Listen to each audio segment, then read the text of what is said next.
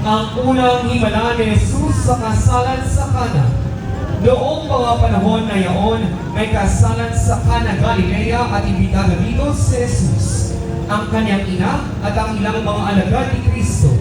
Sa puto, nagkakasayahan ang lahat na ubos ang alak na ihanda para sa mga bisita. Kung kaya't pinakaisampan ni Maria ang kanyang anak at inilahat ang kaganapan sa kasalan. Gayunpaman, sumagot si Jesus, naghinang, hindi pa ito ang aking panahon. Sa kabila nito, ipinagpatuloy ni Maria ang kanyang pakiusap sa kanyang anak at ibinika sa mga tagapaglingkod na gawin ninyo ang anumang sabihin niya.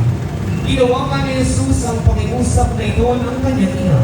Ito ang unang himala ni Kristo. Ito rin ang huling mga patagak na binitawan ng mahal na Birhen na nasusulat sa Biblia. Nasundan natin si Jesus at gawin ang anumang kanyang sabihin.